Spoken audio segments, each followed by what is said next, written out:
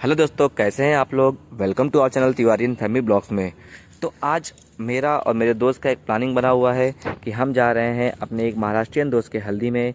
इसलिए हम फटाक से लोकल ट्रेन पकड़ लेते हैं और लोकल ट्रेन पकड़ के पहुंच जाते हैं प्रभा देवी स्टेशन।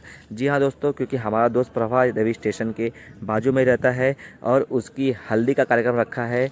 शॉकिंग की बात यह है कि हमने उसे बताया नहीं है कि हम उसकी हल्दी में आ रहे हैं। हमें कहीं और से इन्फॉर्मेशन मिली है कि आज उसका हल्दी है। इसलिए हम लोग जो रेलवे के अप्रेंटिस फ्रेंड हैं, मैं, अंकित, चेतन और कल्पेश भोपी, हम सब मिलकर उसको सरप्राइज़ देने वाले हैं। लेकिन सबसे बड़ा टास्क हमारे लिए यह है कि हम उसके फ्लैट को ढूंढें, क्योंकि जो एसआरए की बिल्डिंग होती है वो बहुत बाजू बाजू होती है और उसमें फ्लैट्स का मिलना मुश्किल था। लेकिन हमने कैसे भी करके इंक्वायरी करके पता लगा लिया और हमें बैंड बाजा की आवाज़ भी सुनाई दे रही थी।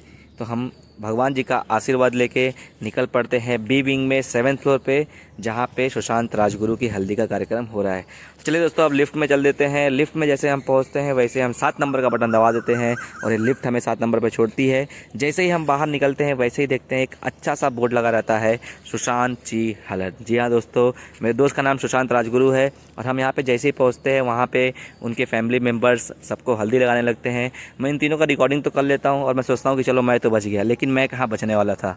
यहाँ तो मेरे गालों में भी हल्दी लगनी थी।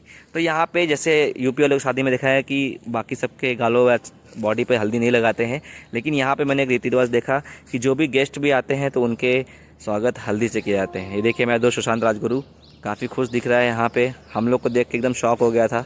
यहाँ पे फ़िलहाल सब दोस्तों को बोला गया है भाई कि आप भी हल्दी लगा दीजिए, जो कि हमारे यूपी की शादी में ऐसा नहीं होता है। हमारे यूपी की शादी में सिर्फ बहनें लगाती हैं हल्दी। तो यहाँ पे देखिए अंकित ने भी हल्दी लगा दिया। इसके बाद कल्पेश भोपी को भी बोला जाता है। अब मुझे तो दोस्तों हल्दी लगाना आता नहीं, क्योंकि हमने कभी किया नहीं है, लेकिन मैं भी जाता हूँ क्योंकि रिकॉर्डिंग चालू था तो रिकॉर्डिंग भी कराना था। इसलिए मैं भी पहुँच जाता हूँ हल्दी लगाने और मैं उसके गालों में हल्दी अच्छे से लगा देता हूँ और उसको हल्दी की शुभकामनाएँ देता हूँ। इस प्रकार हम सब ने सुशांत को हल्दी लगा दिया और उसके बाद पूरे फैमिली मेम्बर के कुछ जो मेंबर्स थे उनका हल्दी लगाना बाकी रह गया था। इसलिए हम सुशांत राजगुरु को थोड़ा सा अकेले छोड़ देते हैं और हम निकल पड़ते हैं जहाँ पे बैंड बाजा बज रहा है। थोड़ा सा हम वहाँ पे डांस करने वाले हैं, क्योंकि दोस्त की शादी है तो नाचना तो बनता ही है। चलिए दोस्तों, चलते हैं बैंड बाजा की तरफ।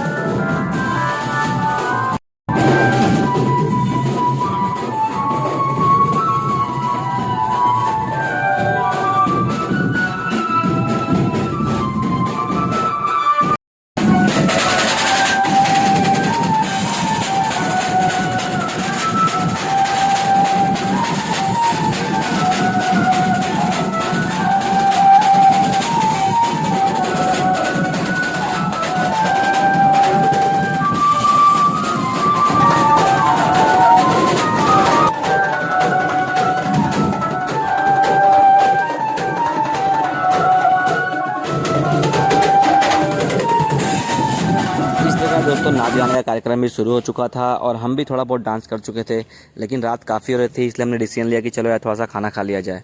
तो फटाफट हम अपने प्लेट में खाना ले लेते हैं। तो खाने में अरेंजमेंट किया गया था एक बहुत ही स्वादिष्ट बिरयानी का। तो वेज बिरयानी अलग थी और नॉन वेज बिरयानी अलग थी। तो हम सब ने नंबर लगा लिया, लेकिन ये कल्पेश भोपी को तो खाना मिल ही नहीं रहा था, क्योंकि वेज बिरयानी वो खाने वाला था।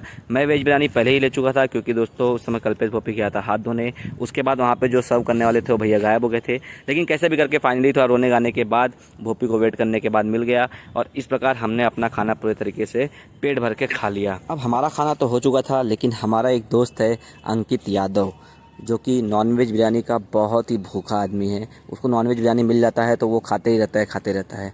फिलहाल इसका भी पेट अब भर चुका है और हम निकल चुके हैं बाय बोलने के लिए सुशांत राजगुरु को।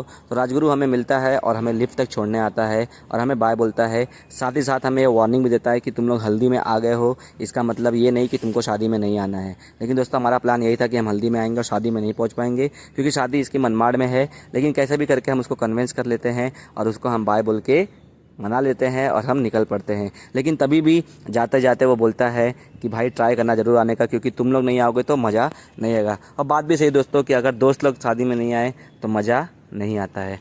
तो फिलहाल चलिए बाय, देखते हैं हम शादी में पहुंच पाएंगे नहीं। मिलते हैं नेक्स्ट ब्लॉग में।